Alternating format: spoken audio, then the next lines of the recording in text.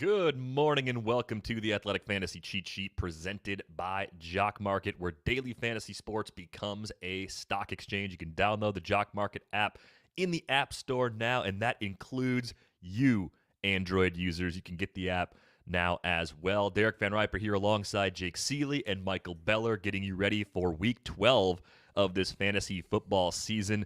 Chaos Saturday is what I'm calling yesterday's news dump because I've never really seen anything quite like it. We'll have Brandon Funston, Ed Mallion joining us shortly. Jeff Haverlack talking Dynasty Leagues with us later in the show. But lots of news today, and around that, we'll answer as many of your questions as possible. Send those our way on Twitter, YouTube, Facebook, wherever you're watching this show this morning. We'll try to get to as many of those as possible. When the week started, guys, we thought Steelers-Ravens was the only major problem, and it's become quite a bit worse. But a quick update on Steelers-Ravens. For now, it's scheduled for Tuesday. As it stands now, Mark Andrews is out following a positive COVID test, so he's the latest player to be pulled from that game. Lamar Jackson, of course, already ruled out, so RG3 is playing quarterback. There's no tight end on the 53-man roster for the Ravens, but Luke Wilson is on the practice squad, so presumably he will play if the game happens Tuesday. Des Bryant is up on the active roster. And on the Steelers side, James Conner is out. He's on the COVID-19 list. So you've got a situation where there's no Jalen Samuels. It's Benny Snell and Anthony McFarland working in some sort of tandem in the absence of Conner. So, Jake, let's just start on the Ravens side. Is there a Raven you could even play given how decimated they are at several positions for this matchup? Yeah, you could play Gus Edwards. That's really what it comes. And in a super flex, I'll play Robert Griffin. I mean, he's going to run. Like, what's the real difference between Robert Griffin and Taysom Hill besides the fact of the matchup? And actually, probably Taysom Hill's got more weapons at this point. But here's the situation as a whole. Like, I would roll out Gus Edwards, but if you're in contention, I'll give you the perfect example. The only people that should risk Tuesday at this point is somebody that just asked me, "Hey, I'm 9-2, tied for first place. Most points is the tiebreaker. Do I shoot for upside?" And that's legitimately a question I just got a few minutes ago in the rankings column. Like, that's the only chance I'm risking Thursday night. Like, I understand it's frustrating to bench Claypool or Juju Smith-Schuster or anybody on the Steelers side, but you can't. I mean, what's going on right now? We just had Mark Andrews today, Sunday. We have more tests tomorrow. Like, there's a realistic chance this game doesn't happen. Yeah, I think that's a very real concern at this point. As far as that Steelers backfield goes, it's purely hypothetical as far as the game playing or not on Tuesday, Beller. But how do you see that workload being split up between Snell and Anthony McFarland? I think we have to take what we've seen and assume that it's going to be Snell mostly in the Conner role. I don't think he'll have the Conner role in the way that we talk about the Conner role existing. I think that there'll be a little bit more McFarland, but Benny Snell's been working his way into that backfield over the last few weeks anyway. Mark Cabali, our Steelers beat writer, has said more than once that Benny Snell is the clear handcuff. James Conner, I think that you keep in mind as well. And I'm with Jake on this. Like, I would feel decent enough about Snell if this were a game that we knew was happening. If this was just a regular James Conner's injured, Benny Snell's filling in for him, this game's kicking off on Sunday at 1 o'clock Eastern, I would feel decent enough about Snell, probably running back 2 level. But with all the questions surrounding this game as a whole, I think it's hard to want to wait out for a potential low-end RB2 with the chance that this game doesn't actually end up getting played. Now, if you're looking for another messy situation, Denver checks in with a quarterback situation that has been completely decimated because of contact with someone with COVID. It's Drew Lock, Brett Rippon, Jeff Driscoll, and Blake Bortles all in the practice squad, all unavailable to play as a result of their contact with Driscoll. Interesting thing here, it looks like Kendall Hinton is going to start at quarterback. He's a wide receiver on the practice squad. He played quarterback a little bit at Wake several years ago. Last threw a touchdown pass in 2017 against Clemson. Interesting, too, guys. ESPN Stats and Info had this gem. Taysom Hill's most recent touchdown pass was actually November 26th of 2016. So Kendall Hinton has thrown a touchdown pass in a football game more recently than Taysom Hill. This is crazy, though, because the Saints are now 14.5-point road favorites with a quarterback making his second career start. The line moved 9 points. The over-under's 36. This situation looks even worse than Baltimore's as far as the whole offense being completely shut down. What are the expectations here, Beller? Is this going to be a mess of Wildcat with maybe a dozen or maybe 15 pass attempts from Hinton? Because I can't imagine they run anything resembling a normal offense in Denver this week. Yeah, I'm right there with you, DVR. I mean, even just think about it from the standpoint of even if he were able to be a quarterback over the last few years, like he hasn't been in the room with these guys. He hasn't been practicing this offense. He hasn't been running any of these plays. And then you're going to ask Jerry Jeudy, one of the prize players of your team's future, to run a route across the middle of the field with a guy who hasn't thrown a competitive pass in 3 years. I just don't see how you possibly do that if you're Denver. So I think it is exactly going to be that. A lot of short routes, quick routes, out-breaking routes, not a whole lot over the middle of the field. Plenty of Wildcat with both Hinton. Royce Freeman will mix in there. We know that for sure. Melvin Gordon will probably have some fun. Maybe Melvin Gordon will get to throw a pass. I mean, everything that's working here is going to be working away from what is a typical standard offense. And I don't see how you start anyone in Denver other than potentially Melvin Gordon with any sort of confidence in this game. I could see Lindsey getting more work than usual, though, too. I mean, just because it might be a day where they run it 45 times by design, and you give Gordon 25 carries, you give Lindsey 20 or something absurd like that. If they can sustain drives, I was going to say, they still have to get first downs. Yeah, still got to get yardage. I mean, are they going to be doing all those? Are all those snaps going to be coming out of shotgun? I mean, do you trust Kendall Hinton to go up under center and take a snap? And that's the thing. And like you look at last week, it's a similarly tough matchup. The Carolina Panthers' run defense is miserable. Their pass defense is decent, better than people think. But Matthew Stafford with a busted thumb couldn't move that offense. Do we think Hilton in a bad rushing match? This is one of the worst rushing matchups you can find. Is going to be able to do much with this offense. Like I have for this question right here, I would start hitting. Like, my concerns of Fulgham with the catchable passes dropping all the way down to 17% with the way that Carson Wentz is playing since everybody's been healthy. He's kind of forcing the ball to him to keep him involved, but they're not good passes. But Hinton under quarterback, look, throw interceptions. He can only attempt 10 passes. But you're probably going to see what we thought of Royce. Like Royce Freeman. Royce Freeman was probably going to run some Wildcat. Hinton's probably going to do the same. So I have Hinton as a wide receiver 3. I put him in that range. You have to understand the floor is a 0, though. That is the biggest thing I want to tell everybody. Floor could be negative. He could throw a couple of picks. Nathan Peterman? I don't think they're going to rely on him to throw that. Oh, by the way, this is like the Nirvana cover. It's McDuck as the Nirvana cover. Okay. All right. I see it now. It was a little harder to see with the mic in play. Oh, yeah. All right. That's pretty good. Yeah. Where do you get those shirts anyway? T-Public. I should start getting like a sponsorship from them. They should send me free T-shirts. So everybody always go over there. A little neon light or something behind you, maybe. I don't know. But this is a messy situation, of course, in Denver. And aside from the concerns at the play of the quarterback position, Jerry Jeudy is banged up too. He's got ankle and Achilles issues. You mentioned, he is playing. Hinton is a wide receiver 3. Are you comfortable playing Jerry Jeudy given these circumstances, Jake? No, I'm with Beller. I tweeted this yesterday. I said there's nobody startable at wide receiver. I have Jeudy all the way down at almost 50. I initially he was just outside the 50, and then I updated a few players that were in front of him, and I think he ended up like 47 or 48. But that doesn't even make him a must start. And I would try to find other people involved, like right in his range. Debo off an injury because Ayuk is out. I would play Debo. I'd play T. Higgins, even not knowing what the quarterback situation is going to look like for who Allen likes. I would play Chenault, who could be the number 1 at this point. That's who he's in the range with. And I would play all these guys because it's Jeudy playing not 100% and with Hinton at quarterback. Yeah, just way too much risk. I had a question that popped up there with a few other options compared to Hinton. I saw Sterling Shepard in there, Brian Hill, who's getting to start at running back for the Falcons, and Antonio Brown. If you're picking 2 in a full PPR league out of that group, who do you like, Beller? I like Brian Hill for sure, and I like Antonio Brown. I think Jake would maybe go with Shepard. I don't know, but Antonio Brown, just with the way that Buccaneers offense has been pretty flat in its distribution of targets. You're getting plenty of opportunity no matter if you're invested in Brown, Evans, or Godwin. All those guys have had opportunities to make plays since all 3 have been in there and been healthy. So I feel pretty decent about that. I think we get a high-scoring, fun game between the Bucs and the Chiefs tonight. And the way I would say Brian Hill, non-controversial in there, absolutely no doubt about it. Let's get some good news. Austin Eckler coming off of IR, going to play after dealing with that hamstring injury in recent weeks. And it looks like Kalen Ballage might sit this one out. I haven't seen an official confirmation on that, but the current reports are pointing to him not going in this one. So, Jake, as you went through the process of updating all the rankings as all of this news was breaking, where did Austin Eckler end up at the running back position? Yeah, we were talking about this before the show. I was talking about Brandon. I have him at running back 15, just behind David Montgomery going against the Packers for a pure volume play. And the Packers are one of the best matchups in the world. And Chris Carson playing against Philly.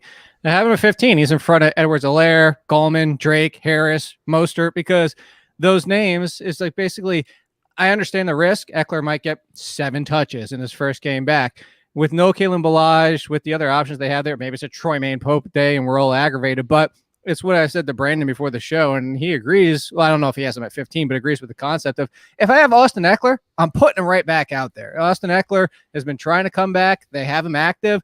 They're going to have him out there on the field dressed. I think that he's going to be right back out there. If I knew Austin Eckler was 100%, he'd be near my top 10, but I'm playing Austin Eckler. You understand at the risk. If he's on your team, it could be 5 touches, but you understand that if it's your roster.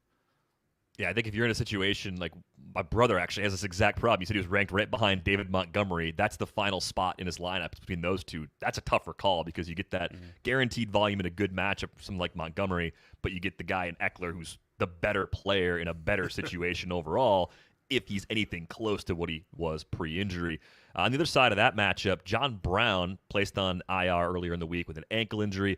A lot of Gabriel Davis hype, Beller. Is it warranted? Is Gabriel Davis startable in this matchup this week? Yeah, I think this is going to be another fun game. This is a game that has some slight weather concerns. We did see the over-under drop about 1.5 overnight. It was at 53 when I last looked yesterday, and then I woke up this morning. It was down at 51.5. So the wind could be an issue. Not some of the crazy windy games that we had seen a couple of weeks ago, but still maybe an on and off issue in this game. I understand the appeal of Gabriel Davis. He's obviously the one-for-one fill-in for John Brown, but look back at the Bills game logs. Every time John Brown goes down with an injury, it's Steph Diggs, number 1, Steph Diggs, number 2. That's a Jake line, basically, usually with the guy on the other side of this game, Keenan Allen, and then it's Cole Beasley. I mean, Cole Beasley has 2 double-digit 100-yard games this season, and both of them came when John Brown was out. Now, matchup had something to do with it in at least one case when they played the Jets, but not necessarily in the other case. So I think that while everyone does understand why Gabriel Davis feels like the more logical play, he can do what John Brown does.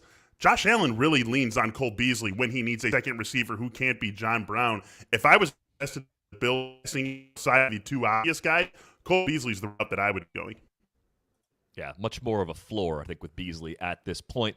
Staying in the AFC East, Tua Tagovailoa likely out, downgraded to doubtful with that thumb injury yesterday. So Ryan Fitzpatrick going up against the Jets, that's kind of nice. And I don't think the offense really misses a beat in this matchup, Jake, because we've seen Fitz get it done with this offense around him. They've got some issues at running back, but frankly, I don't think it matters all that much. It really doesn't. You know, the Fitzpatrick's game log is all over the map. Somebody asked about in the rankings too, of like where he would go, and then I updated my rankings. And his game log has been like, I think it was like QB 15, 7, 17, 3, and then 16. So he's got those top 5 performances. If you average it out, he usually finishes around QB 14. I have him at QB 17 because the risk with Fitzpatrick, as we know, is that he could go 3 interception Fitzpatrick. He could just have an off day. You have to wonder what the running back situation like. Does it mean more passing? But the problem is he has Devontae Parker, Mike Gesicki, who still hasn't really been consistent this year, and then a bunch of question marks like Jakeem Grant, who really haven't stepped up and done anything. So I love Devontae Parker today. I have him as a top 20, almost top 20 wide receiver, and I think Fitzpatrick is definitely in play. I would play him over the way that Carson Wentz has been looking, even though he's going against Seattle. And I understand that Wentz could have a bounce back game, but he's kind of in that range. So yeah, Fitzpatrick, if you needed help at quarterback, you got it this week.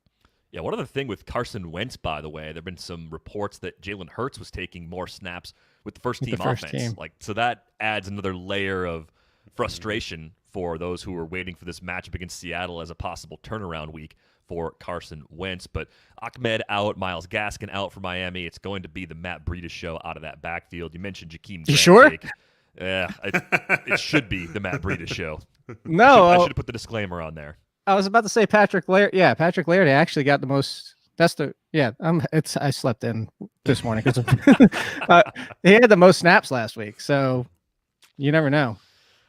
Hopefully a healthier Matt Breida this week for the sake of this offense. Sam Darnold's back for the Jets. Maybe this is the week the Jets accidentally win a game. Like they're only 7-point dogs at home. You never know. No LaMichael Pirine, of course. So some combination of Frank Gore and Ty Johnson in that backfield. I'm not gonna lie. I came off my survivor pick of the Dolphins. I'm legitimately scared of them today now.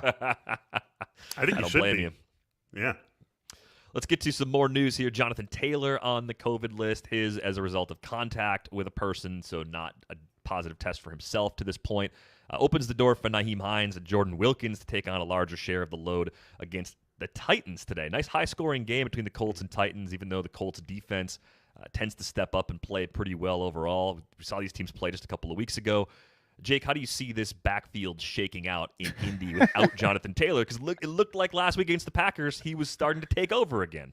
I don't know. And on Monday's waiver show with Beller and Funston, we said, hey, we've done this game. Actually, Funston told us it was week 1 or 2 or 3, somewhere in there, where he had the 20 carries. And then he came back and was somewhat consistent until that game where he fumbled. And that's where it really went to hell. So we were already questioning Reich and what it would look like going forward. But fortunately, we're down to 2 options.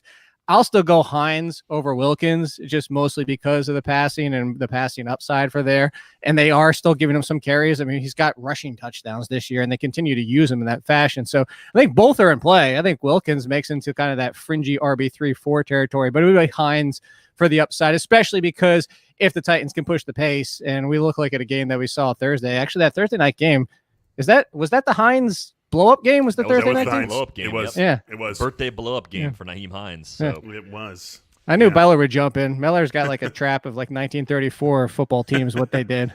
Well, that was also the Titans were winning that game 17-13 early in the second half. You guys will remember, and then they had the shanked punt that gave Indy a short field where they scored, and then the blocked punt that Indy returned for a touchdown, and then it was ball game.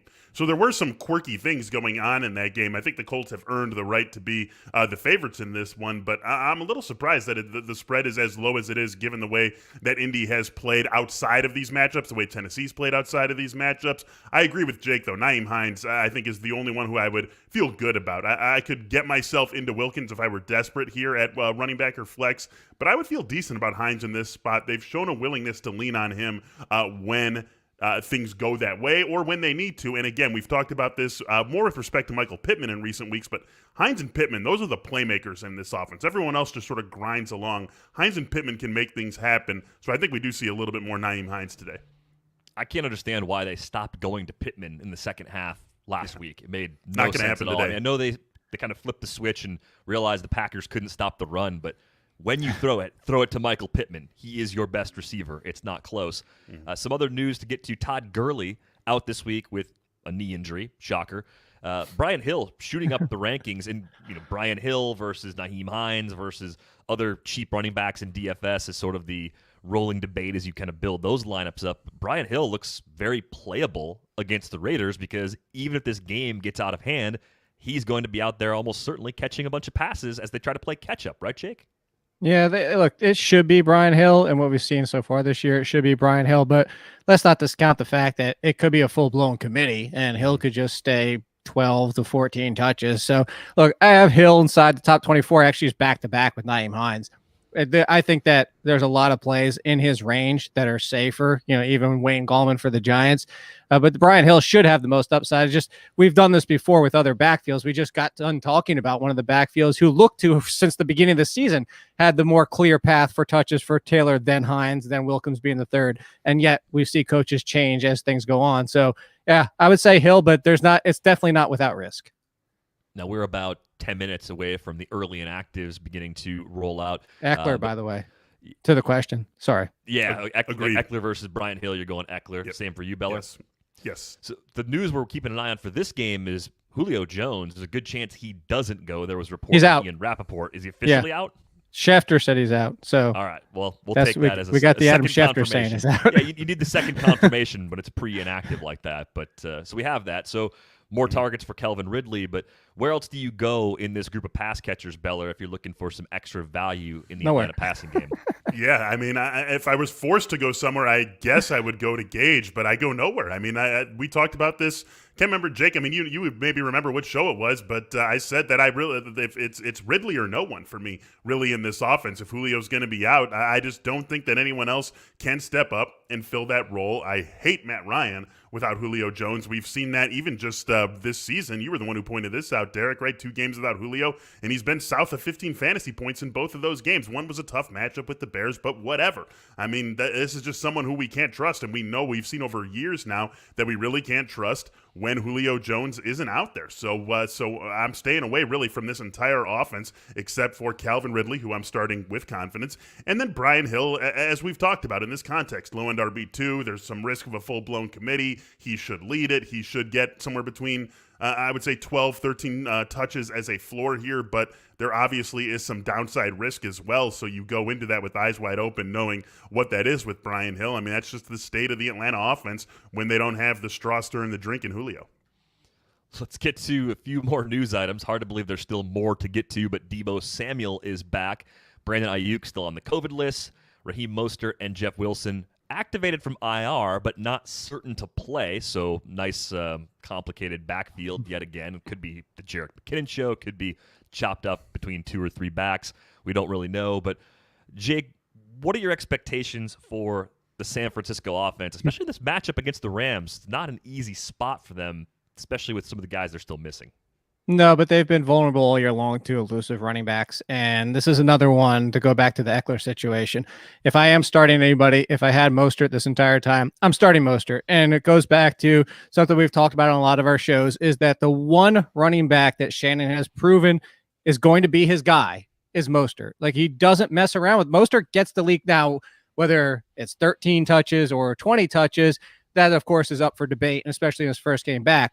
But he makes Mostert the guy. And if he could throw a curveball, it could be the one time that he finally doesn't. Maybe Mostert is just his first game back and he's not truly active. I'm trying to think of the other running back that happened with earlier. Leonard Fournette in that one game where it was first game back and he didn't even see the field. So it could be something like that.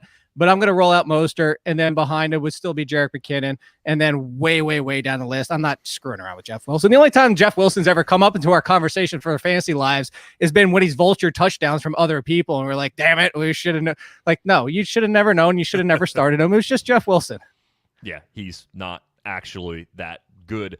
No Adam Thielen this week for the Vikings. They're also without Irv Smith. So Justin Jefferson is very popular in DFS. Obviously, you're playing him in season-long leagues. Is Kyle Rudolph actually a good replacement this week? Oh, he's great for DFS, but for season-long, if you have some tight end trouble, is Rudolph viable? Go ahead, Beller. I think absolutely. I mean, who isn't having tight end trouble, right? You've got Travis Kelce, you've got Darren Waller, and you've got tight end trouble the rest of the way. Maybe you've got TJ Hockenson. You feel good about what he did on Thursday. I'd feel decent about Dallas Goedert going on Monday against Seattle. But outside of that, I mean, everyone's got tight end trouble. So I think that Kyle Rudolph as the number 3 option in the passing game, and even Dalvin Cook, I mean, he mixes in the passing game, but it's not like he gets 5 or 6 targets. He's a big weapon for them. A lot of big plays to Dalvin Cook so far this year as a receiver. They're more designed get play screens that they end up designing for him, basically treat it like an extended running play down the field, developing routes. That's going to be Justin Jefferson and Kyle Rudolph. So I think absolutely he's in play as a season-long start this week. Jake, any concerns about Jefferson drawing more attention without Thielen on the field? Yeah, that's always the concern we talk about all the time. I mean, go back to Fulgham. I'm not saying that Justin Jefferson's not the better talent, pure talent than Travis Fulgham, but we talk about this with Brian Edwards at the beginning of the season, and then Henry Ruggs when he took over that role when Brian Edwards left and Aguilar became a thing. It's just young players, and it's also players that are still learning the position who, when you get that defensive coverage, who top wide receivers sometimes struggle with. When you have that level, I mean, they could just shut down bracket and even triple cover Jefferson the entire time and say, beat us with Chad Beebe and Ole BC Johnson and Kyle Rudolph. Go ahead and try. And that's what it comes down to. So, yes, there is certainly a concern of, I think that you have to say Justin Jefferson, similar to Calvin Ridley, is in that fringe wide receiver 1 conversation, but they have a lower floor being on their own than they normally would with the other option out there. Few more notes to get to. We're almost through them all. Teddy Bridgewater back under center for the Panthers today in that game, by the way. DJ Chark, Chris Conley out against Cleveland. A lot of interest in Keelan Cole and Laviska Shenault. What's the projected touch volume for you guys with Shenault? Start with you, Beller. How much do you think Chenault's involved? I mean, I think they have to get him involved in a significant way because of the playmaking ability that he brings to the table. But I just think this is going to get ugly for Jacksonville, frankly. You got Mike Glennon starting. You're without DJ Chark. You really only have James Robinson as a piece that you can lean on in the way that you plan on leaning on him, right? Everyone else has to bump up the depth chart with Chark out. You are on your third quarterback. I mean, went to loot Mike for a reason. Even Mike Glenn was the number 2 in the depth chart behind Gardner Minshew. I just think this game could get really, really ugly for the Jaguars. So to answer your question, I'll say that Laviska Shenault gets 9 touches in this game, but I think it's James Robinson or no one for the Jaguars. I think the Browns run away with this one. Interesting. What are you doing with these Jags receivers, Jake? Yeah, I think that Keelan Cole, he's been my boy all year long. And if I'm looking for the quicker option out of it, it's still Keelan Cole. But Chenault's not too dissimilar from Keelan Cole. So I think both of them are in play as desperation. I have him as wide receiver 4s. Probably a good chance that one of them finishes near the top 25, especially if they score a touchdown, because it's not going to be 0 passing game upside. But these are similar to what Beller said. The end result is I don't want to play either of them. If you're in a deeper league, I would actually go with Shenault over Cole because he can do more with more opportunities, touches. He can get some work out of the backfield to kind of spell James Robinson at times. So I would go for that. But these are both like deep league, 14-team leagues. Maybe you're like me and have 7 people on your IR from injuries and COVID, that kind of situation. A lot of full IRs out there here in Week 12. More good news. Sammy Watkins back. He's been dealing with calf and hamstring injuries. That's not good news. Sammy Watkins. We've got another wide receiver 4 option. Another wide receiver 4 on the board. Sammy Watkins is back. One more player that gives you difficult lineup decisions is back in the equation. Some actual good news. Chris Carson is back for Monday's game against the Eagles. So we're done messing around with mediocre backs in the Seattle backfield now that Carson is back in the fold. Speaking of back in the fold, let's bring in our Hall of Famer. Let's bring in Brandon Funston. Let's talk about a few replacements that you could turn to on the waiver wire. A lot of people are scrambling this week, and Lamar Jackson owners are among them, Brandon. If you're looking for a quarterback available in at least 80% of leagues, who do you turn to here in Week 12? Well, there's really only one. I mean, that stands out. I think it's Ryan Fitzpatrick, and Jake already talked about it. Even his bad games have typically been in the mid-teens at the quarterback position, and he has the upside for top 5. But, in the 20% and under range, you're talking, Sam Darnold as maybe your next guy. And I think Ryan Fitzpatrick just really stands out from this crowd. Yeah, I think Sam Darnold is weirdly usable this week. If you're I'm not saying he's not, but I mean, if you're going to compare him to Ryan Fitzpatrick, I don't think there's any comparison. Perriman's healthy. Mims is out there. I'm just happy for Crowder's value.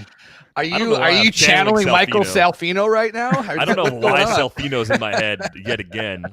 But yeah, no, I think you're right. Fitzpatrick. He didn't say he was a top 5 quarterback. Yeah, I didn't say they were gonna, win out and be a favorite to win the AFC East in 2021. That's Salfino. That's not me. Let's talk about running back replacements. Beller, I'll throw this one to you. If you're looking to replace Jonathan Taylor or any other running backs that you might be missing, available in 80% of leagues, who's out there? Yeah, there aren't a lot out there, unfortunately. I combed through the rankings here. The 2 names I wrote down are 2 guys we've at least referenced here in the show, Jordan Wilkins and Royce Freeman. Again, you're really, really digging deep. So if you're especially looking for that replacement for Jonathan Taylor, I would turn to Jordan Wilkins. I don't love the Jordan Wilkins play, as we already discussed. I like Nyheim Hines quite a bit more. I feel good about Hines. I feel whatever about Jordan Wilkins, but we at least know that when given an opportunity, Jordan Wilkins can take advantage of it, and that he can play his way into Frank Reich's good graces to the point where Frank Reich will keep feeding him if he is playing well. So really, if you're looking this deep, if you're looking at sub 20% rostered players, that's more than you can ask for out of a running back, a guy who has the trust of his coach and who has shown this season an ability to handle 15-plus touches. I think that's enough to go toward Royce Freeman, but you're really going to have to feel pretty gross about anyone you go to in this situation, because it's just really, really slim pickings at that group of guys. That's a good way to describe it. Jake, you mentioned earlier you have real concerns about Ravens-Steelers actually happening on Tuesday, and that would lead you to be very careful with Chase Claypool and Juju Smith-Schuster and Deontay Johnson. And so if you're looking for widely available receivers to replace someone in that game, who do you turn to? Yes. I'm so glad you came wide receivers to me because, I mean, the obvious, we mentioned two of them, Chenault. We talked about Gabriel Davis, but I have one that's 0% owned, which I'm certain like he's probably like point something, but 0% on Yahoo. Kadarius Hodge. He's been the number 2 as our beat writers told us what happened. He's been the number 2 since healthy. He was out there for more snaps, more routes, more targets, more opportunities than Rashard Higgins last game. And now, look, Jacksonville, you don't get much better of a matchup than this. If you want to go super, super, super, super deep, he's available everywhere. You can go to Kadarius Hodge. I thought that Hodge mention was going to set off a bunch of bells and whistles from our producer, Nando DeFito, kind of like the secret word. On He's over there going like this. Back in the day. I know That's RG3 will do that. RG3 will do that to him. They got one more position to scramble to fill now, again, because of the Mark Andrews news that broke this morning, Brandon. Who do you turn to at tight end if you're desperate for help this week? Well, you guys already talked about him, and we're after Thanksgiving now, so all things Christmas are in play, which means Rudolph the Red Zone Reindeer, Kyle Rudolph. Gotta like him. No Irv Smith, and I would say the tight end tight end injuries in Seattle and in Minnesota make new tight ends in play. So Will Dissly in Seattle, playing on Monday night against Philly. I think he's a good play. I actually like Rudolph and Dissly kind of similarly. So if one's available and the other one isn't, I think you're okay. Death by 1,000 puns is going to be the name of my biography someday. Dissly similarly. By the way, if you want a defense that's under 10% with no Julio Jones, the Vegas defense is out there. It's still under 10%. I don't know how people weren't already stashing him with that news earlier this week. I think it's just, for me, it's they don't get any pressure. Like I love the punt defenses in DFS. The one thing that would lead me to not do it is a team that can't get pressure, and that describes the Raiders. They haven't done it since they got rid of Khalil Mack. I mean, it's true, but if you want a team, I mean, we're talking about it before, but this is going to be good evidence because I didn't mention it because Beller was talking about, but those games where everybody talks about Matt Ryan without Julio Jones, they were not only just tough matchups, Beller, but the Carolina Panthers twice. And the Carolina Panthers, I continue to say this year, good pass defense. He hasn't faced an easy team. So this will be the bend or break game. This is a great matchup with no Julio Jones. Which way does it go? I'm playing Matt Ryan in a tournament for what it's worth. Probably with Calvin Ridley or with Alameda Zacchaeus? No, definitely just with Ridley. I'm not going full stack on that one. Hayden Hurst? Come on, do it. I thought about Hurst. Yeah. Brian Hill. Get Brian Hill in there too. Just go full Falcons. I don't think I can do Falcons defense. Do it.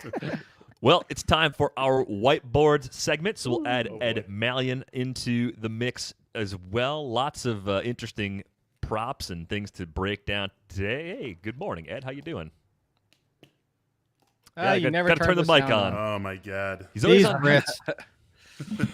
What I was going to say was I had a splendid Thanksgiving, and I hope that you guys did too. Yeah, whatever. We didn't have dinner rolls. Well, we had dinner rolls. I didn't have any dinner rolls though, much to Jake's chagrin. After that number one dinner rolls, I killed him.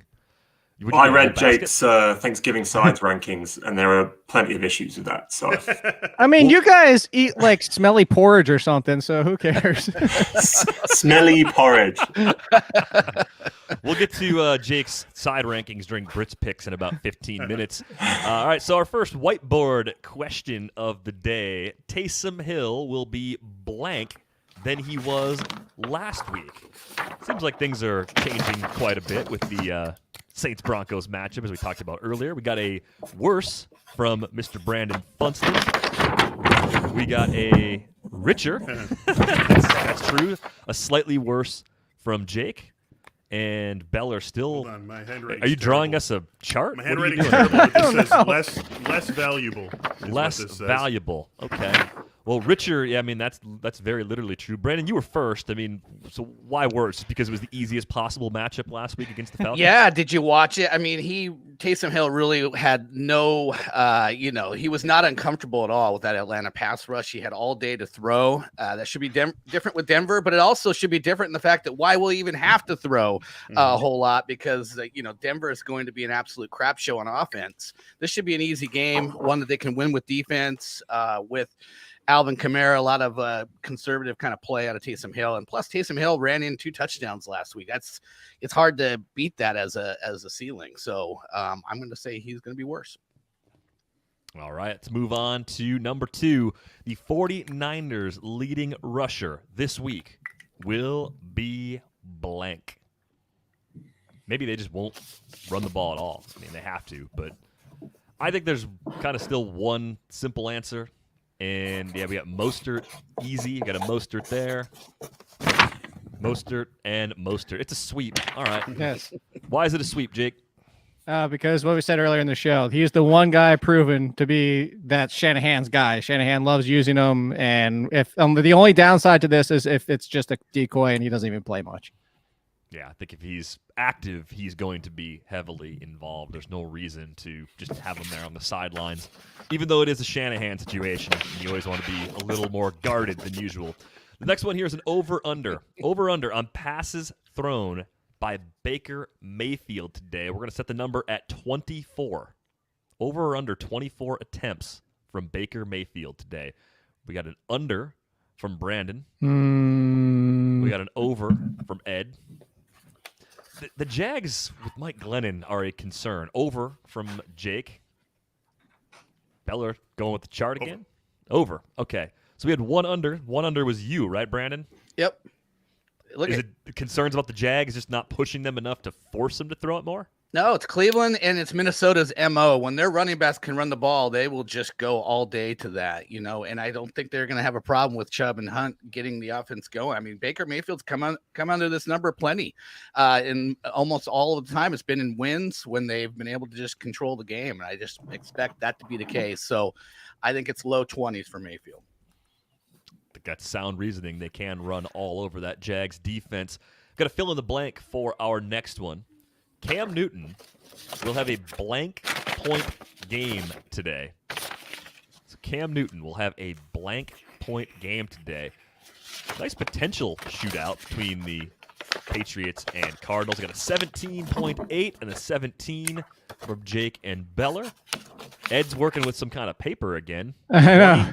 And a true. Okay. Well, I'm not gonna, I thought that was 210. True. All right. So I was just joking. You don't have to go to me. I don't really think he's going to have a 0-point game. So, So what do you think here, Ed? 20 is it just a good shootout, back and forth, both offenses kind of going off in New England?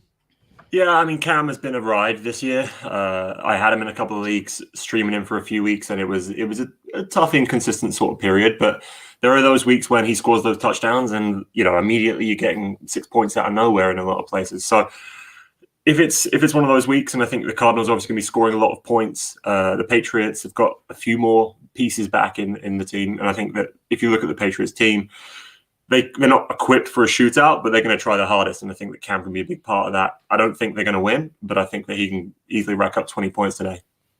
Yeah, I like that game's got a 50.5 over-under. Patriots only a 1-point underdog, so it does point to Cam having a better game than usual if they can keep it as close, and that game actually gets to that over-under total. Let's go to our next toss-up. This one is better PPR flex start for this week. Michael Pittman or any Rams running back. Yikes. That is Come on. one of the worst backfields in the league from a how are they going to handle it week to week. Not I'm even stunned. close. This has to be Pittman, right? Pittman. Ed, you can't possibly be scribbling down Rams here. Yeah, okay. Pittman across the board. Yeah, we're not even going to elaborate on that. Clean sweep for Michael Pittman. Oh, let's elaborate on the fact that everybody's on board with me 3 weeks later. How about that? Well, Three. everything has context, Jake. When it comes to 3 Rams running backs that are getting like 6 carries apiece, then it's pretty easy to go to Pittman. We Uh-huh. all Get him liked more than Pittman. 3 We all targets. liked Pittman. Uh-huh. More than Uh-huh. 3 targets. Uh-huh. You can put I'm just about strongly anything on against the Pittman Rams over backfield. 52 and a half receiving yards for anyone who's interested in that. If you're Just in the waiting. prop Just market, waiting. Pittman over 52 and a half receiving yards. Just one of the plays of the It's day. good. Imagine how good Pittman was back. you know. Yeah. And we're dropping Hollywood Brown. Yeah, the next one, this one courtesy of our producer, Nano DeFino. These are all courtesy of him. That's why they're good.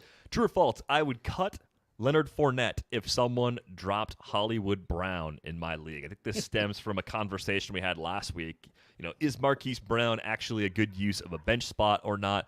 Basically, who's the better stash, Leonard Fournette in case something happens to Ronald Jones, or Jake's right. Hollywood Brown? Yeah, Leave Jake's both. got a better answer. False. All right, so you want nothing to do with either one of them at this point, Jake. No, the only thing I could possibly see is if Ronald Jones gets hurt, and then even then, it's still Arians, and who knows what's going on.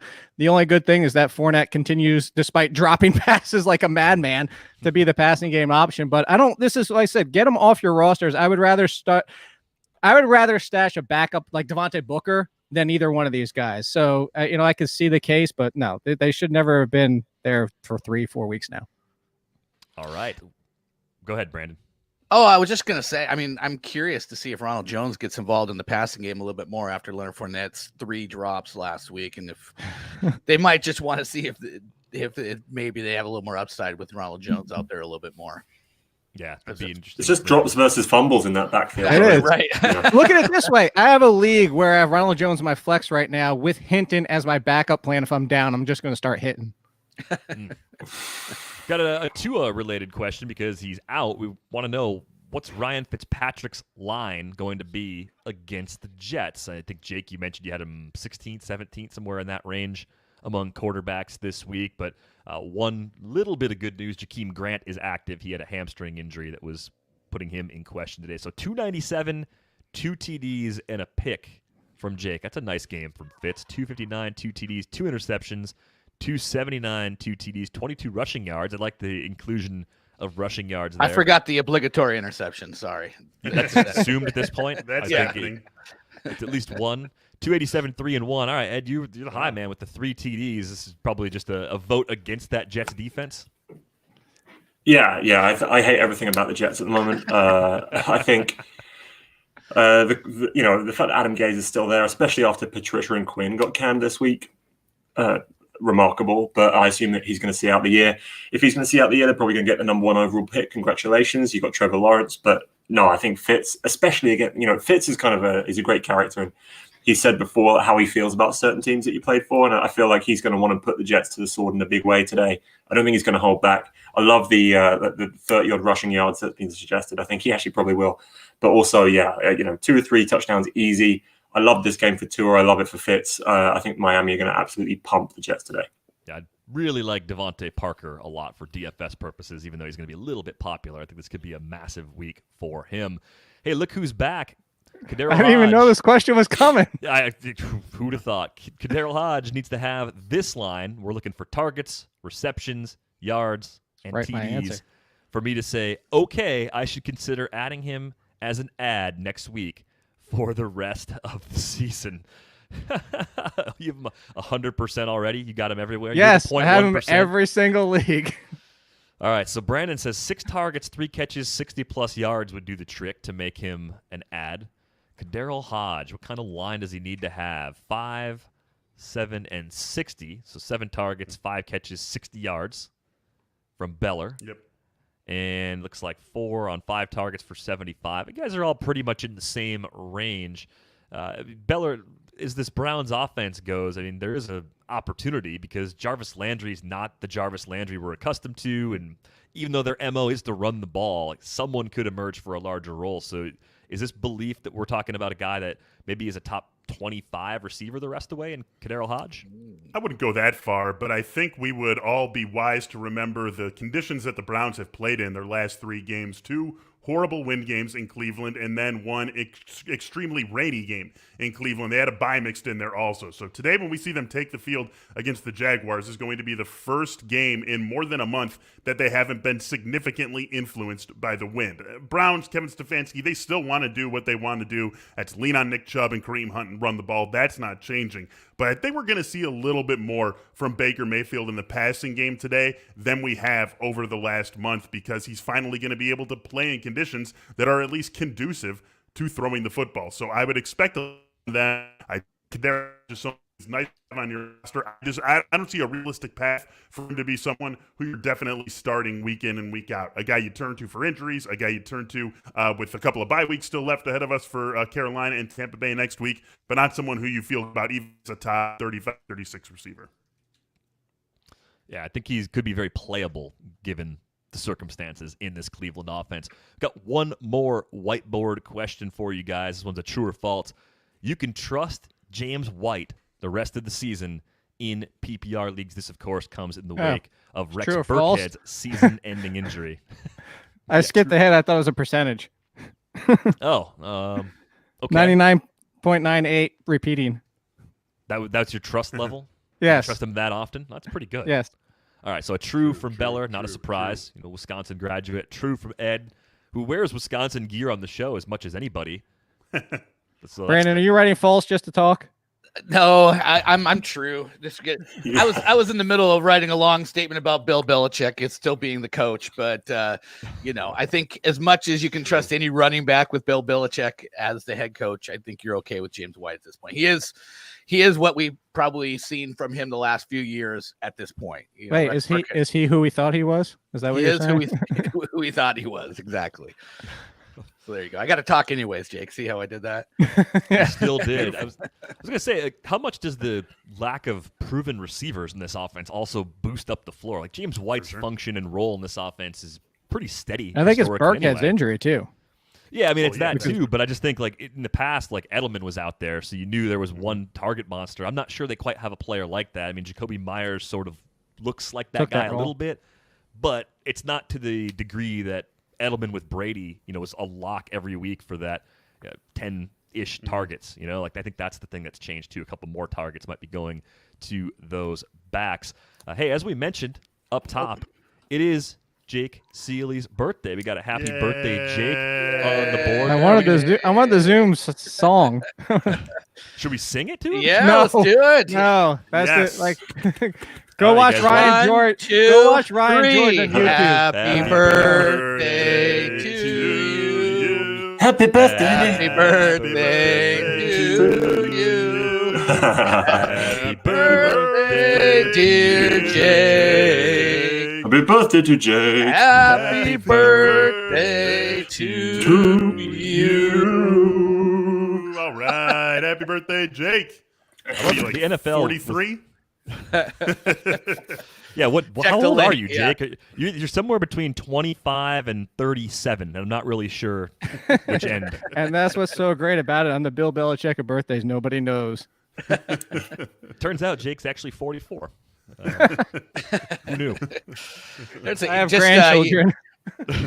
Jake's got grandchildren. We got to start chumming up to the HR people at the Athletic. We can try to get to the bottom of it. We'll get that information at some point. All right, let's get to our Brits Picks segment. And for Jake's birthday, Ed was kind enough to pick apart Jake's rankings and tell him about all the things he's wrong about this week. A year older, but not necessarily a year wiser, Jake, unfortunately. Never.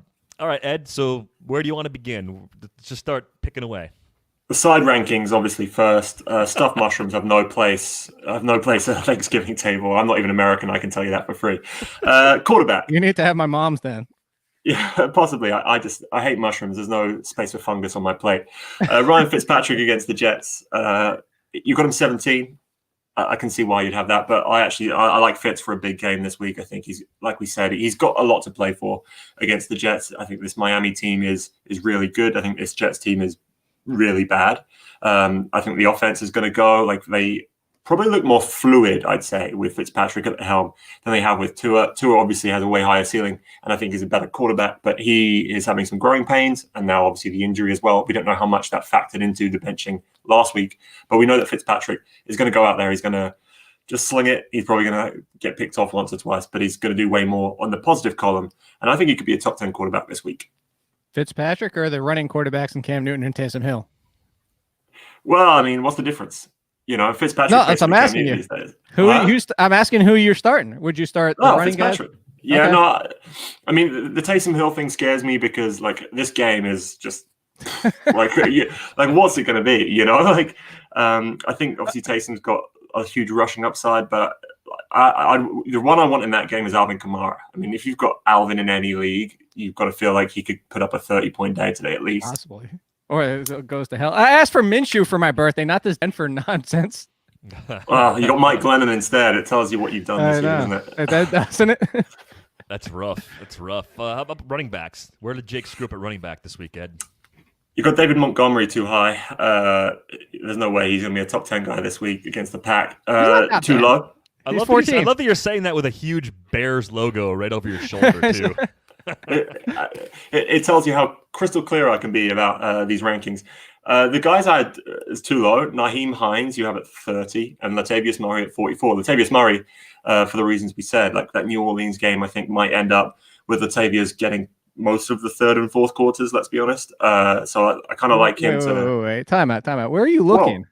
Where are you looking at? I'm looking at your rankings, bro. Oh, you're looking at. Nobody does non-PPR. You need to look at half-point PPR. Well, whatever. Yeah. You probably got him too low anyway.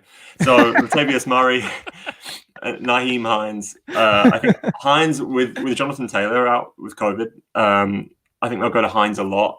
Phillip Rivers might target him 8 to 10 times today, I think. And we can see we've seen also, like, he's probably the best runner between the tackles they have. I love JT. I can't believe how this year has panned out for him. But I love Hines with no Jonathan Taylor. And Latavius Murray, like I said, that Saints-Broncos game is going to be weird as hell, but Latavius might be the sort of guy who can profit from that. All right, let's move it on over to the wide receiver position. Continue plucking away. Just tear Jake down on his birthday. Just go to the half-point PPR this time. Don't go to this stupid non-PPR nonsense. Right. The obvious one, Kendall Hinton. Wide receiver 30. He was 6th in your PPR rankings, but no wait, in the standard you got him 6th overall. No, I because don't. I play standard.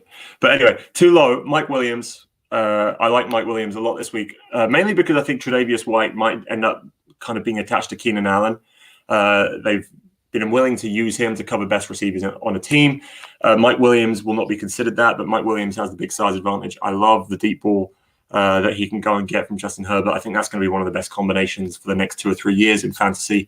I love the big splashy plays. And I'm also, we've talked about it kind of earlier on, but every Cleveland wide receiver, have you seen the Jags injury list, especially at defensive back? Like, their entire defense is ravaged. They've also lost Andrew Norwell, who's a key part on offense, and they've lost every quarterback they've played, basically. So I don't know what Mike Glennon is. I saw him very briefly in Chicago, and it was not pretty.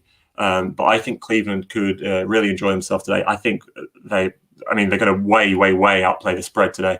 So Rashad Higgins, your friend Jake, Cardaro Hodge, Jarvis Landry. I like all of the receivers, all of the running backs in Cleveland today. So where would you put Hodge? Because he's at wide receiver 60 and half-point PPR. Since you're non-PPR, how high would he go? I'd probably have him in like that top 40, like pushing WR3 range. Would you play Jacoby or Hodge? Well, Jacoby Myers is probably the top receiver in New England now. So like probably him just, but the thing about Hodge is like he's going to have one massive week, right? And it might be this week because the Jags really have no defensive backs. Like Higgins or Cadell or Hodge. Get on the Hodge. T. Higgins. I love T. Higgins. T. Higgins. Wait. You're worried about Mike Glennon, but you're not worried about Brandon Allen? Wait. I wasn't thinking. Ryan Finley's playing quarterback. Forget it. No, Hodge, 100% Brandon Hodge. Allen. See, there you go. All right. Whatever. Hodge, there you go. It's not Giants Joe Burrow. versus Cincinnati is another big one. That's my tight end, Evan Engram. Evan Engram against Cincinnati today. I love it. I think Daniel Jones really. How many games in his career has he had where like he's a big favorite and going to kind of play from in front? I think we'll see a different sort of guy. I think we'll see him running the ball a lot today. So Daniel Jones is a nice play, but Engram, I think I saw the line on him for receptions was 3.5, which I would pound the over on. I think that he's going to be getting a lot of targets today in the short intermediate range.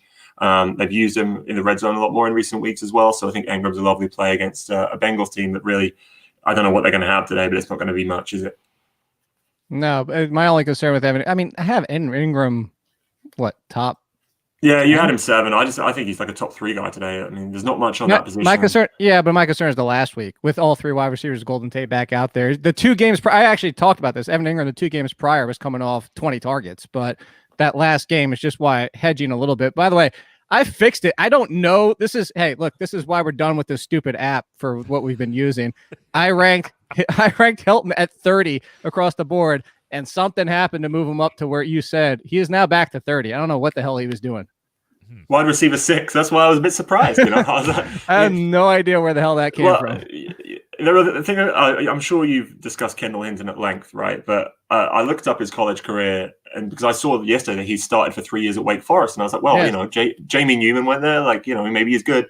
Turns out he played about 4 games. He lost the starter job. He got injured. And then he failed to beat out the other guy. So I'm not optimistic for that. I don't know what Denver's offense is going to look like, but I got the Saints at -10 last night, and I'm feeling pretty good about it.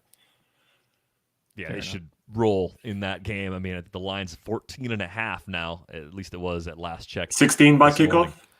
Could be. 20? Yeah. 20? Yeah. Maybe if it were in New Orleans, it probably would be closer to 20. But here we are. All right, Ed, great stuff as always. We appreciate your insight. We'll catch with you again next week. Cheers, guys. It's Ed Malliam, the latest installment of Brits Picks. Jake, going to take a few questions before you go? No. It's your birthday, so you can leave. I'll bring back Brandon and Beller and make them answer the questions instead. 4 minutes. All right. 4 minutes of Jake's birthday time at a premium. FK Blood. Ryan ranked over Fitz. Surely Fitz is the start. This was with Julio's in the rankings. That's what I do. I update after inactives always. Let's go to the next every week with Julio out. Matt Ryan. No, I just said that. Should I start Taysom Hill over him? You're trying to aggravate me on my birthday? I think everyone is. Taysom or Carr in a half per rushing first down. Oh man, that's 50 yards. Not for me. 50 pass yards. That's half of what you normally get too. I would go with Taysom Hill on that one. Yeah, with those rushing first downs in there. Yeah. All right. And less points for the passing. Yeah. Yeah. David, half PPR. Ellen Lazard, Chenault or Gabe Davis. Yes, Chenault. I mean, do you agree with Beller earlier? I think he said 9 touches, a couple carries, probably. I mean, he could honestly get targets. 12, 13 touches. They have nobody else. At this point, it's James Robinson, Cole, and Chenault. Yeah. Unless now we're going to get Colin with 2 L's, Johnson out there might do something. Skinny tree indeed. Alex, Fulgham, Mike Williams, or Hinton in a full PPR. Well, Ed would say Mike Williams. Hey, look, the Hinton thing we've already covered. Hinton is boomer bust. You're getting a quarterback who, again, he probably only throws 10 or 12 times, but he's going to run some too. So do you want that upside? Then it's Hinton. If you just want to just do the smart play, it's Mike Williams. The hardest thing for me with Hinton is not knowing if he's actually going to take most of the snaps. Right. Or just Royce Freeman might come in there. Right. Or are they going to do Melvin Gordon, Phillip Lindsay in the backfield together where one of them takes the snap and hands it off or takes off themselves? I mean, I just think there's your flex. There's a lot less. There was more risk. There's more risk here than there was with Taysom Hill last week. And as well as it worked out with Taysom Hill, that was a pretty risky situation. And that was an easy matchup. And it was still risky. A lot of happy birthdays flowing in. So people love you, Jake. I said that on the waiver show on Monday, is if it wasn't for the second rushing touchdown for Taysom Hill, everybody's like, it's a decent day. Mm-hmm. Got one from Kyle here. Jake, things aren't great around here. I had to take my dog to the vet last night, but what's worse, I have to start 2 of Perriman, Debo, Crowder, and James White. What to do? While Jake thinks about that, hope your dog's doing okay, Kyle. That's never fun. Hey, I know firsthand. Barkley surgery. That was not fun. Of these, it's White and Crowder. I'm excited for Debo to be back, but you're talking about Ramsey and terrible coverage. Perriman is as boom as bust as it comes, and Denzel Mims is starting to get involved, and now Sam Darnold's at quarterback. So it's James White and Crowder for me. Do you like Mims as a punt receiver in DFS this week? He's fairly popular. No, but that's why. Because he's popular, and I would feel better if Joe Flacco was that quarterback. Really? Just because of the targets the last couple of weeks came from the targets Flacco? And the arm. Sam Darnold it's going to be Crowder. It's going to be more short yard opportunities. Mims could turn 2 catches into 100 yards and a touchdown, but with all of them healthy, I'm just going Crowder. Is it good? No, we were just talking about it. He wasn't good in college. That's why they converted him off quarterback. So there's a ton of risk here. Yeah, Hinton might be a pretty nice receiver someday. That could be an okay maybe future for him. Brett, happy birthday, Jake. Into flex day, Lazard, Wilkins, or Jakeem Grant. I'm just playing Wilkins. It's a 50-50 backfield. Hope for a rushing touchdown. Yeah, Grant's not 100%. He's active, but had a hamstring injury this week, so that's definitely a concern. We already asked that, Nando. Come on. All right, last one from EZ. Highest floor in full Crowder PPR. with Darnold or Antonio Brown. Crowder, it's like the opposite situation with Mims, though, right? I mean, like the way he was used coming off the injury with Flacco was very, very different than what we were seeing earlier this season. I mean, you can make the argument for Brown. Honestly, they're the same situation. Crowder with the higher ceiling at this point. Yeah, I could see that being the concern, is that Mims has become a thing, and maybe Crowder doesn't walk right back into 10 to 12 targets. But he's had 2 games of Flacco. I just think the Darnold Crowder thing is a real connection. So I'm going down with Crowder's just been my boy this year. I just keep calling. You know what? He's discount Terry McLaurin. It's fair. I want to see Jamison Crowder play on a good football team at some point in his life. I want to see him play 16 games. That'd be nice too. But even if he played 12 games on a good team, I would just feel better for him. And going back to college, Duke, come into the league, Washington, end up with the Jets. I mean, come on, man. Let the guy play on a good team. Could you imagine him with Russ? It'd be so fun. Was trying to imagine him in Green Bay as the number 2 behind Adams. Yeah, they're good. They don't need wide receivers. Don't put me on tilt. I know it's your birthday, but don't put me on tilt. I got to make other people mad before I get out of here. That's fair. You want to tick anybody else off before you go? No, go check the link. I'm going to go update it right now. Should be ready by 12:25, 12:30 or so. All right. Happy birthday, Jake. Enjoy week 12. All right. You can get all Jake's updated rankings that he's going to go work on right now, waiver columns, matchups, everything you need for our best price of the year, $1 a month at theathletic.com/cheat sheet. That's 80% off. It is our Black Friday, Cyber Monday, everything has to be on sale special that we're putting out there. And it is a good deal because even if you think we're a bunch of doofuses, the people that cover the teams for us are pretty awesome. Let's bring on our guest. We have Jeff Haverlack from Dynasty League Football joining us, talking about some important Dynasty matters. Hey, good morning, Jeff. Thanks for making some time for us today. Good morning, guys. I am happy to be here. 2 quick thoughts, though. 1, I'm really happy it's not my birthday. 2, I've really got to work on my backdrop game here. This is really sad looking at all of you guys. Yeah, the Room Raider Twitter account would not be kind to what you've got going on right now, but there's still time. We can work on that. It's easy. You got the football. That's nice. The custom ball you got there. Oh, yeah, the DLF ball. It was actually a gift after DLF passed 10 years. So awesome. Well, we got a bunch of questions for you. I want to start with the running back situation in Miami. How do you feel about this backfield from a dynasty perspective? Do you see any long-term solutions at the position currently on that depth chart? You know, in short, no, I don't. I mean, it's a streaming situation right now. In redraft, I mean, you spin the wheel, but you take a look at what Miami has going on over the past season and a half, and what have you had? 8 or 9 different backs. I mean, just really quickly, you have last year to this year, Kenyon Drake, Kalen Ballage, Patrick Laird, Myles Gaskin, Jordan Howard, now Salvin Ahmed. You have Matt Breida, and even last year there was a young back who had a little trouble with history in Mark Walton, and of course he's out of the league right now, serving a suspension. But no, you know, you spin the wheel, and I would not be dropping anybody. They're backs that you have to own. Like right now, of course, you own Salvin Ahmed, but as far as dynasty-ish type additions, no, I don't see anybody here you have to invest in.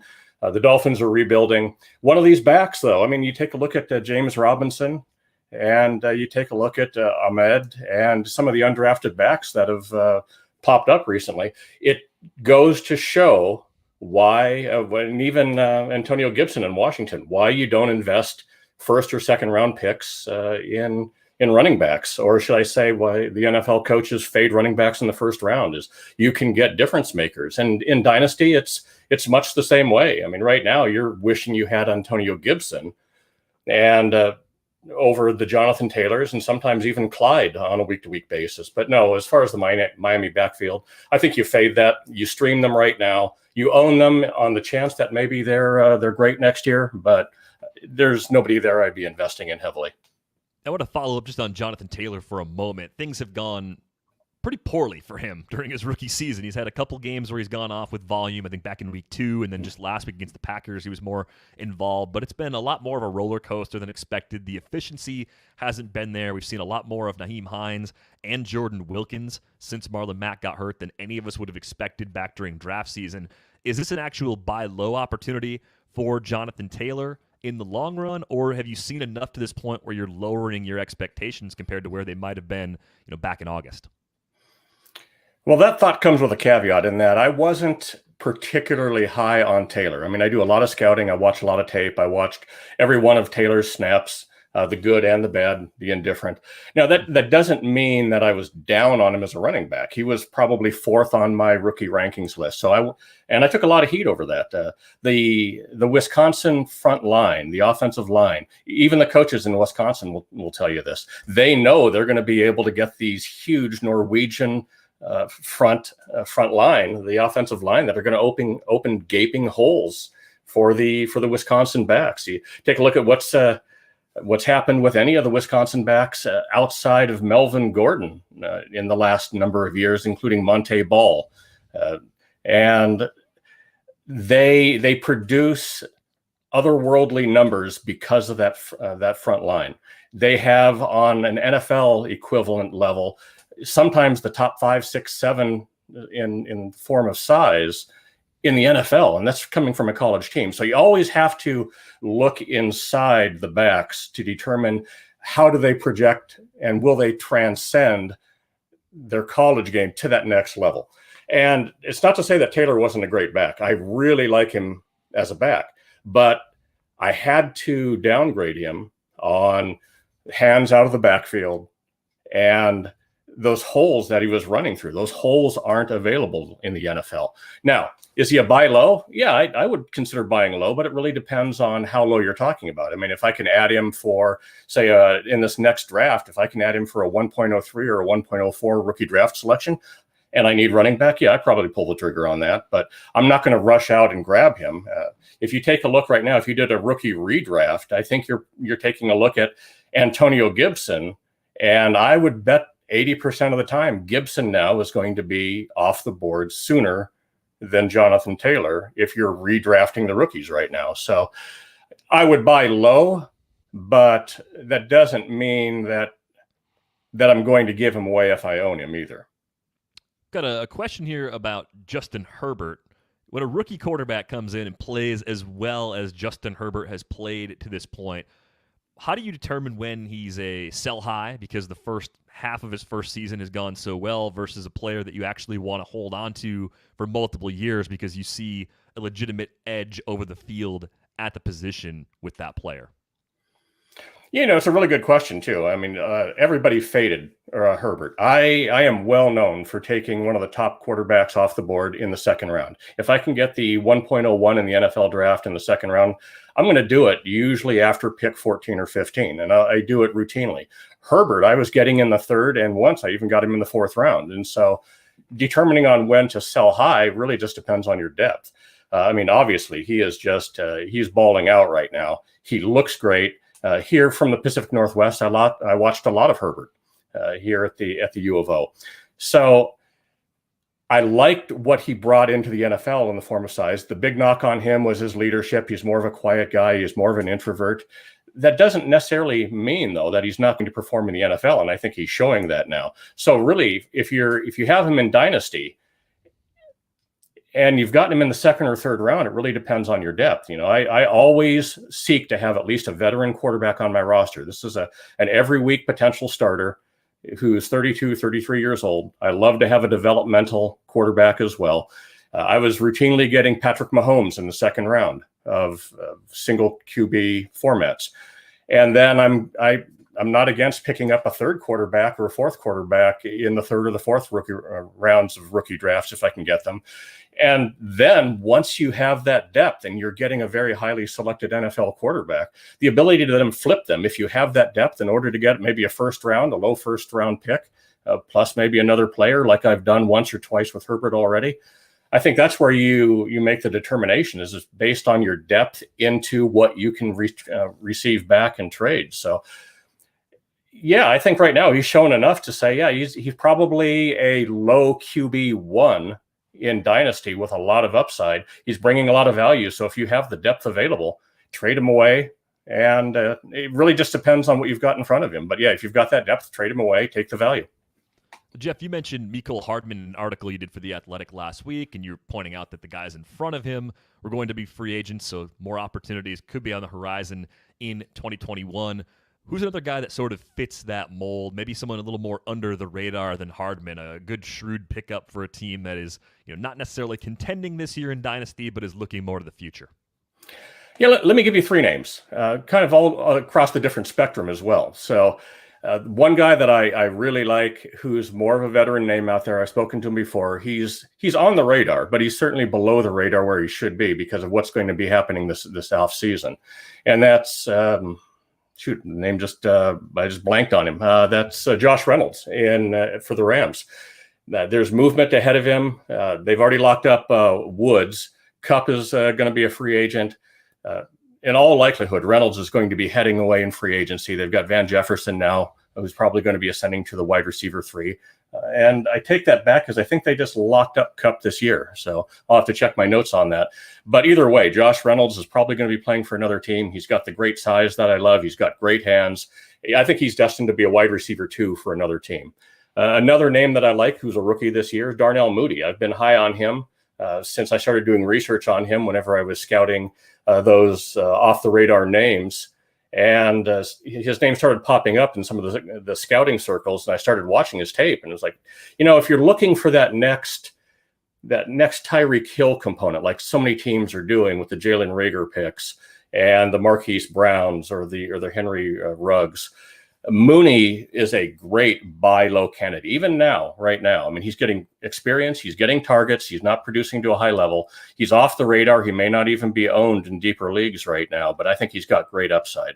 Somebody who's completely off the radar right now that I think dynasty owners need to be looking at, Isaiah Coulter, out in Houston.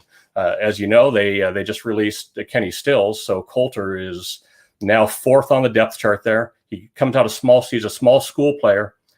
He's got that it factor I like. He's got great size, ran an okay-ish 40, but he out of that small school, Rhode Island, he posted huge numbers. He's got that it factor. He profiles completely differently than the other Houston receivers.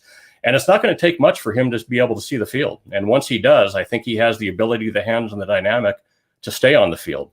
Way off the radar. And so if you're in a deeper dynasty roster format, take a look at Coulter. Got to ask you about Kendall Hinton, just because he's the player of the week as a result of what's happening in Denver, and obviously he was on their practice squad as a wide receiver. Was there any long-term appeal prior to this development in him? Was he a stash-worthy guy in the deepest of leagues, or was he sort of off the Dynasty League radar even at this point? I'm going to be honest. I usually do a lot of prospecting from the practice squads, and I had no clue who Hinton was. And so, I've had now about 24 hours of research on him. And kind of like one of your other guests, your regulars, the Brit, I don't remember his name now. But no, I don't think you can't invest in him right now. And now, who knows? I mean, it's going to be exciting to watch. I mean, I want to watch that Denver game just to see exactly what transpires. But no, as far as long-term dynasty appeal, I am going to be extremely surprised to see a quarterback that really couldn't make it in 3 years at Wake, who's been converted, signs to the practice squad in the NFL, then being without much first, second team reps, running the scout team, ascending to the quarterback position. I don't see how he produces to any level that creates a level of intrigue, other than it's going to be exciting and he's going to be easy to root for because, I mean, don't we all feel that, shoot, maybe I should have applied to be the scout team quarterback for Denver. Maybe I would have had a chance. No. But no. I just want to see how they manage this situation because I can't recall anything quite like this, at least in the last 15 or 20 years since I've been watching a lot of football. I want to ask you one more question. This is about dynastyleaguefootball.com. Can you explain what goes into the Dynasty Trade Analyzer and why it's a huge advantage for a Dynasty player? Sure. And just real quick note too, doesn't Hinton just seem like a very natural 2020 year type of play this year? I mean, it's just for everything that 2020 has been with the COVID crisis and all that, it just seems that Hinton is the perfect type of play for week 12 in the NFL, given what 2020 has been thus far. But so let's talk about the DLF trade analyzer a little bit. And obviously anybody that's played Dynasty or Redraft, the trade calculator or the trade analyzers are the killer app. Somebody like DLF that's been around, I mean, we're the largest dynasty site. It actually started on top of a pizza box back in 2005. We launched in 2006. And so for 14 years now, we've been building this data ecosystem that we can then leverage into the trade analyzer. And the trade analyzer is great because you can import your My Fantasy League teams and be able to see your other teams and the players on those teams. But what makes the trade analyzer so important is that it's leveraging the DLF data ecosystem. So it's leveraging our rankings. It's leveraging our years of ADP history. It's leveraging our MFL, the league sync, and the data that we're pulling in from MFL. And we're going to be adding the other league formats as well here in the coming months. It's leveraging our news and articles and then other news information around the league. And you can see this all on one screen. But the most important aspect is getting those trends for the dynasty rankings, because everything on dynasty is based on whether a player is rising or whether they're falling. And so be able to see that dynamic data as it's rising and falling, and being able to see the other teams in your league, it is an absolute must if you play dynasty and expect to compete. And so this trade analyzer is really rooted in this algorithm that we've got. It's a very complex algorithm taking in 6 to 8 different variables at any given time in order to determine exactly what the player's value is. But then being able to leverage then how quickly we are updating the ranks for dynasty to make sure that players are getting up-to-date values. You know, it's something that's always going to be evolving. That's something that we do at DLF, is we're always investing in new tools and resources in order to bring and to leverage data to bring it to our community. We've got 20,000 people in the forum. And so we have a lot of testimonials about how that trade analyzer especially has impacted their fantasy performance.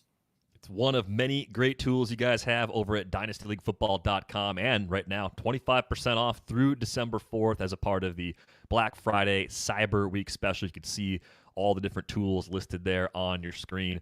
Jeff, thanks for making some time today. Hey, appreciate it. Hope to be back with you guys soon. All right, that's Jeff Haverlack. Give him a follow on Twitter at DLF_Jeff. And again, be sure to check out dynastyleaguefootball.com. Get that 25% off now. You can see the link right on their homepage for that Black Friday Cyber Week deal.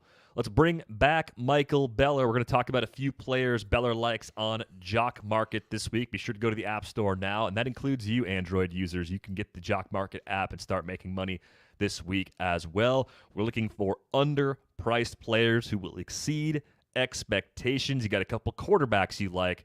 Who are you going after this week, Beller?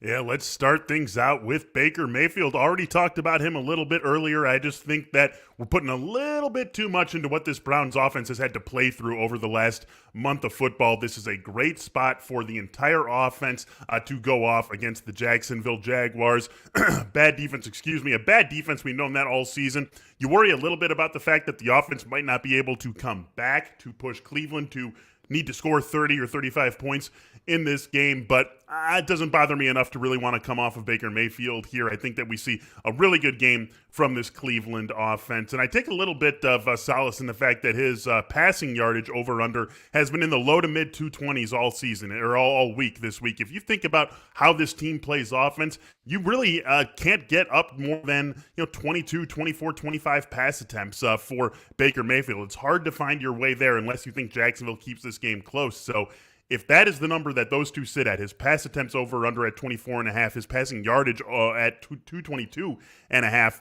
we could see a very efficient game, I think, out of Baker Mayfield. The other guy more on the radar, that is Josh Allen. I just think that this is going to be a monster game. I think that this is going to be a big game on both sides. I think both offenses are going to come and perform very well in this one between the Bills and the Chargers. And you look at what Keenan Allen's done. You look at what Stephon Diggs has done. I don't see either defense being able to slow down that wide receiver one. It just feels like the sort of game that's going to play to the script of Josh Allen and Justin Herbert being able to put a lot of points up on the board, being able to assert themselves as two of the AFC quarterbacks of the future. And I think that they both end up having big games. But I like Josh Allen because I think he's right there with Patrick Mahomes as the QB1 for this week. All right, let's take a look in the backfield. On the other side of that Bills-Chargers matchup, you got your eyes on Austin Eckler. Hey, why not, right? I mean, this is a week to get in on Austin Eckler at a cheaper price than you would ever really expect to. He is popular. You watch the IPO market on JockMKT, and I've had to put in a couple of different bids for him to get mine as the top price, but I just don't think they bring him back. I don't think they bring him back. They're obviously not making the playoffs. I don't think they bring him back in this situation unless he's healthy, unless he's ready to handle basically a full workload. I think we see at least 90% of an Austin Eckler workload in this game. There's really no one to challenge him in that backfield either, so I do think that he gets back to being the guy that he was pre-hamstring injury, and you're going to see him jump way up on all the pricing next week. So get him now while you can at a mid RB2 price, because next week I think he's right back in there at that low-end RB1 price.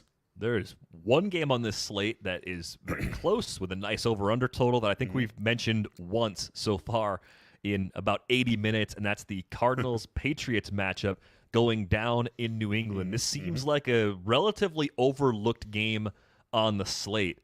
DeAndre Hopkins is someone you're going after this week. I assume you're expecting this game to shoot out?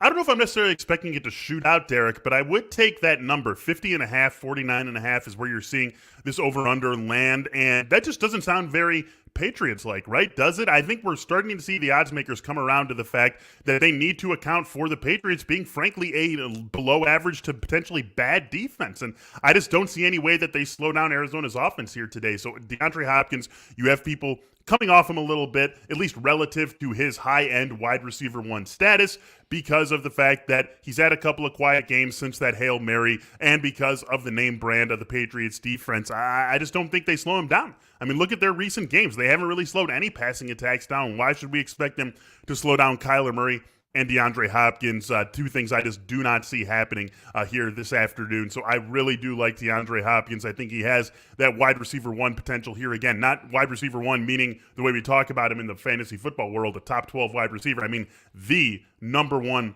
wide receiver on the slate here today. Is he going to get there? You've got Keenan Allen, you've got Devontae Adams, you've got Stephon Diggs, all in that range. I think he deserves to be talked about in the same range as those guys. I really do like him, and I think that, again, just like we talked about with Eckler, you're getting him at a cheaper price than you should because of some recent history and the name brand of the defense on the other side.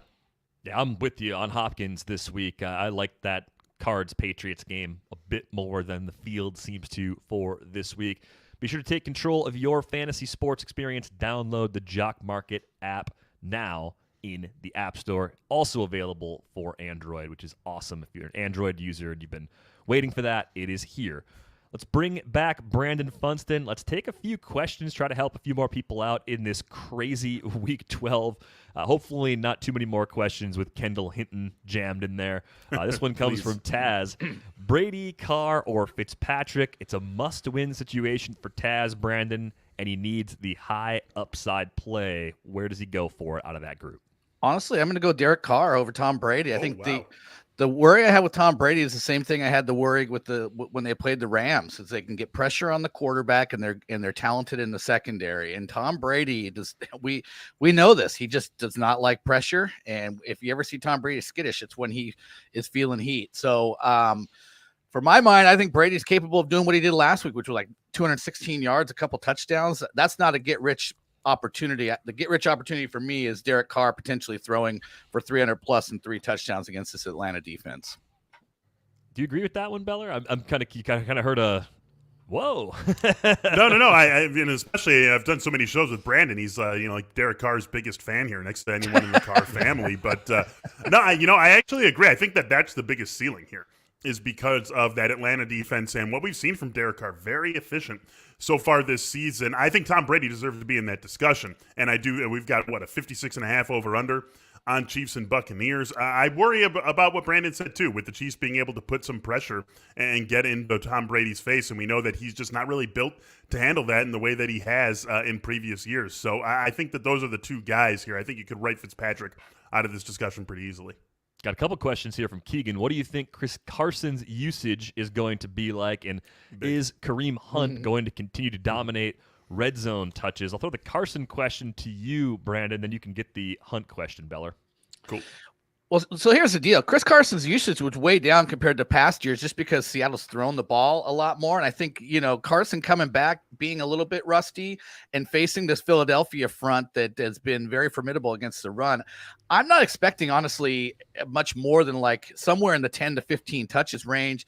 Maybe he gets back involved in the passing game, which he was doing. But I think because Carlos Hyde's looked good last week, because this is a tough run defense, I think you might see him barely get over the double-digit threshold in terms of overall workload. Yeah, for Kareem Hunt, it's hard to say with the way Kevin Stefanski is going to deploy these guys. They've been so successful that you would think they would take a what ain't broke, don't fix it approach with this backfield. I will say, though, that Nick Chubb has been just super efficient since he's returned from the injury. Kareem Hunt really struggled on the ground last week. It was like 13 carries for 9 yards, 13 carries for 11 yards, something like that.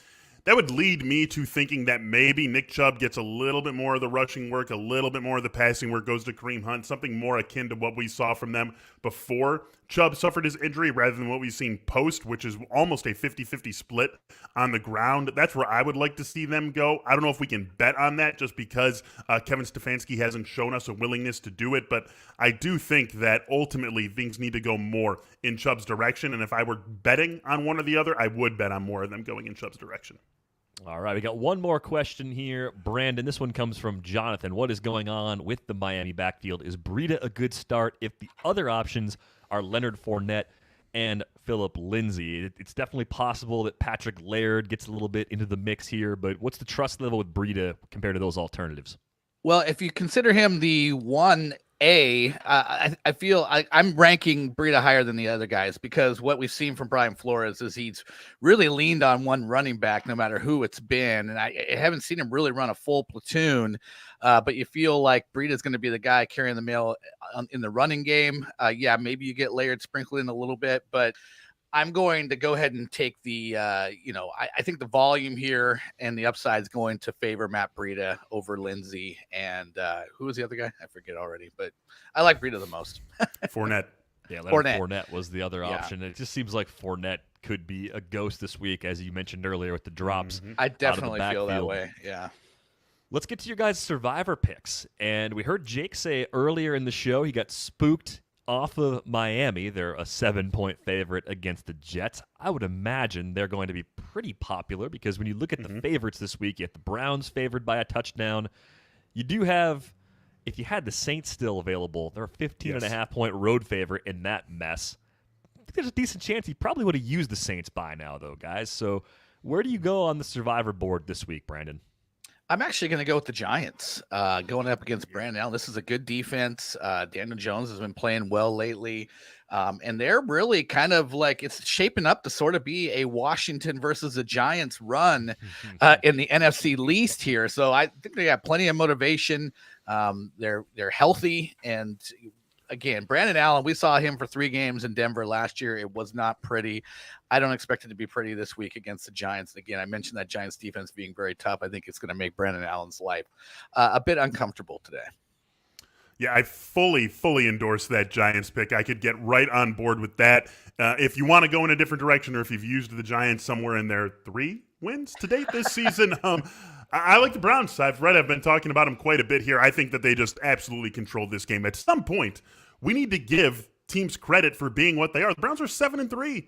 The Browns are 7-3 and favored by a touchdown to become an 8-3 team. The Browns, I don't think they're going to win the Super Bowl, but they're a good team. And they know how to win. They know how they play. They know their best football. They know how to play it, and they play it well, especially when they have both of these running backs healthy. So I think that this is not even a contest. I think they absolutely run away from the Mike Glennon-led Jacksonville Jaguars and win this one with ease. Really like the Browns here today. Yeah, I mean, the Browns are 7-3, and Baker Mayfield hasn't even really played all that well. Like, if he starts playing a little better, they become pretty interesting come playoff time. I think he's sort of the limiting factor, though, as you see them in their current form. Got one more big question before we sign off for the week. This one comes from Ryan. Ooh, David Montgomery or Austin Eckler in a PPR league this week. This is literally the question my brother asked me before the show, so I'm curious what you guys would do with this one. What do you think, Brandon?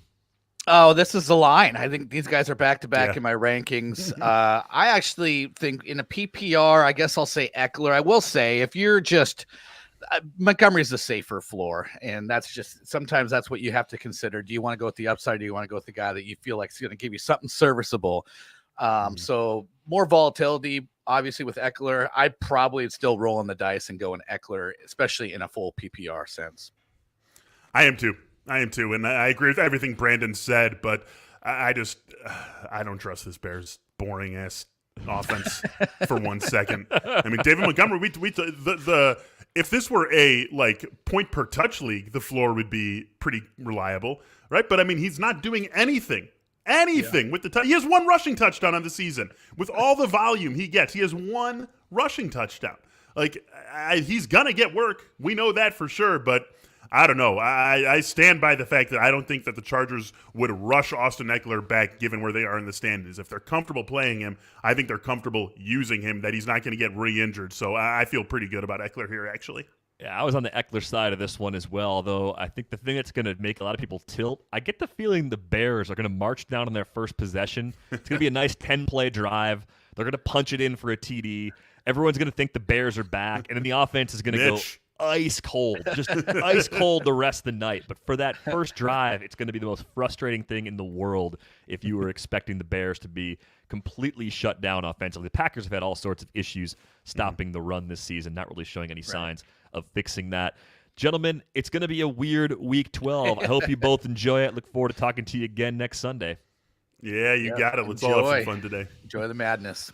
That is going to wrap things up for our Week 12 episode of the Athletic Fantasy Cheat Sheet presented by JockMKT. Take control of your fantasy sports experience and download the JockMKT app now. It's available in the App Store for iPhones and for Android as well. And be sure to get all of our written fantasy football content, including Jake's rankings, $12 just for the first year. Theathletic.com/cheat sheet. It's our Black Friday special. It's 80% off. For the birthday boy, Jake Seeley, Brandon Funston, Michael Beller, Ed Mallion, Jeff Haverlack, and our man behind the scenes, Nando DeFino, I'm Derek Van Riper. Enjoy the wacky and wild Week 12.